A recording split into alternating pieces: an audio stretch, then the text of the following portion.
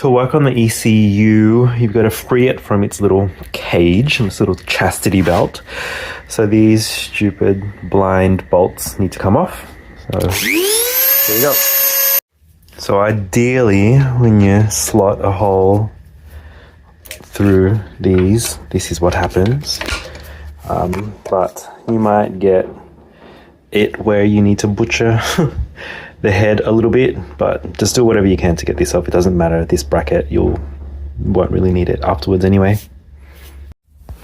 Great, so once both of those have been removed, that then comes off. Here we go. ECU, and then we can unlock the ECU plugs. So these will pull out. It's kind of hard with one hand. Let's see if I can do this. Yep. Lever it out. Yep. Then that comes off, and then just do it to the other one. Then I'll be good to open this up to defeat the immobilizer. Now I'm just connecting the final vacuum line, which goes to the breaker booster, and I just had to adapt this connection so that it didn't use the Mark V. I guess a little rubber connection piece.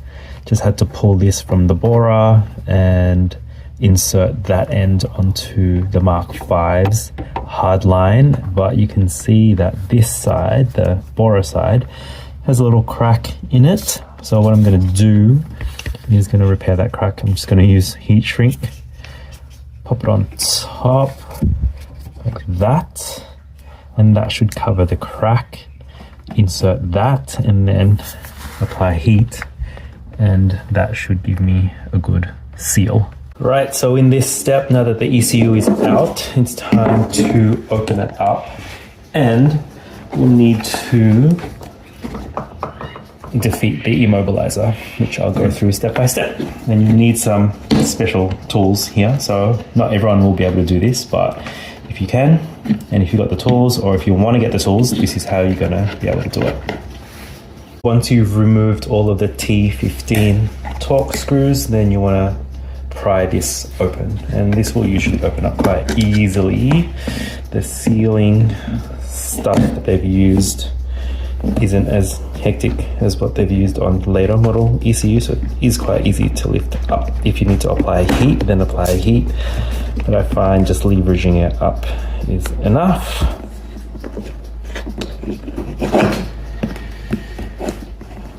Once it's up like that, should be able to just pry it all open.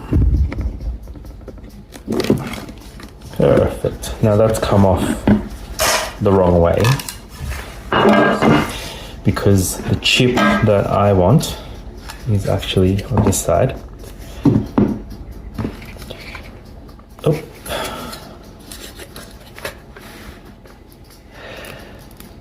So just separate it that way. And on the ME7.1.1s, the one we want is that guy up here. It is the chip on the other side here. And just to show you what you're looking for, come on. So you want that chip here. I think this one is an ST chip. It's got 95-160 on it. And that is the chip that houses all the EEPROM data, which can allow you to turn off the immobilizer. Alrighty, so this is where the specialty equipment starts to come out. So I've got this GQ4x4 chip programmer that I use, and I've got a like 8 sort of pogo pin thingy adapter here, and then something to help those pins line up perfectly is this little Perspex little guide, I guess. And then I've got my laptop, which has the USB programmer loaded onto it, which I am going to get a recording of. So just loading up the programmer here, and just gotta wait for it to start up, does its usual checks. And what you want to do first is find the correct device. So I've already saved common devices that I program, and you got to choose the one that matches what's said on the chip. So it was 95/160. Double click that, and then we're ready to take a read. So I put it on the buffer, and I'm just going to clear that by reading nothing and FF at all. And with this, you've got to put the little blue dot, that's pin number 1, onto pin number 1 of the chip, and that is usually where the logo sits. Otherwise, there is sometimes a dot indented on the top of the chip, but in this case, I know that's pin number 1. And then I can take the read. Sometimes I can read them on board, other times I have to take them off, but I'm hoping I can read this one on board. And nothing. Nope, let me just try that again. Great, so I've got the read, which is good. And now I'm just going to save that. So you always want to save it first. So then you've got an original that can just hang out. And with that, I will then be able to do the immobilizer off programming. Bora 3.2 BUB original. Great. And then to do the programming, it's a couple of things need to change in this, where some values here need to change, and then the correlating values at the end here need to change as well. All right, so to make the edit to the file, what I need to do is change this value here at position 12 to a 2.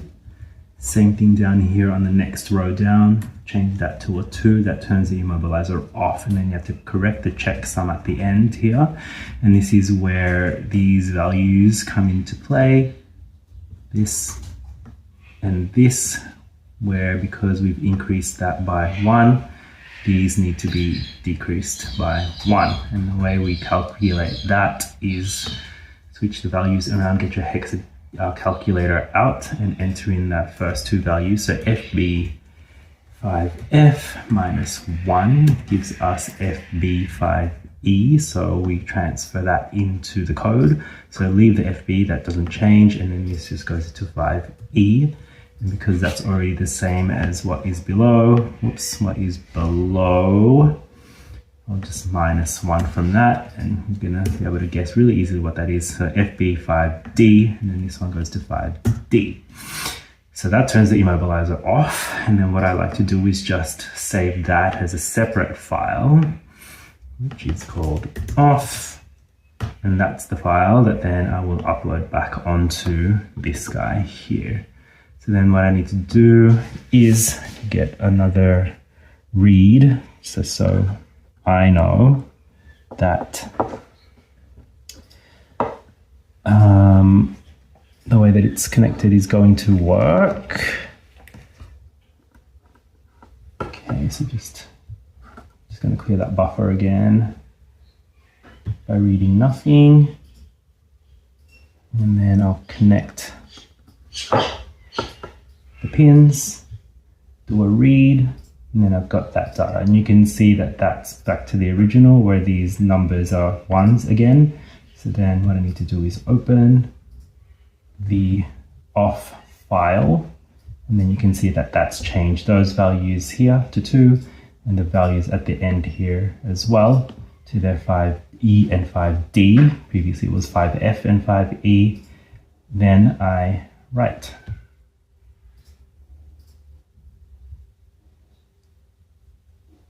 Wait for that to write.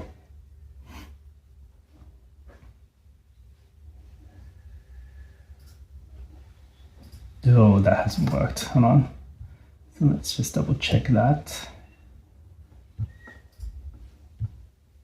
Great, no, that has actually written, so just triple check. Great. So it's all good. 5E, 5D, and then you got 02 and 02 earlier on in that line. which is what we want, and then just make sure the rest of the data is there and correct. So now that the ECU immobilizer has been defeated, it's just time to put it all back together and then start getting the engine bay sorted wiring wise to get this all powered up and test it out.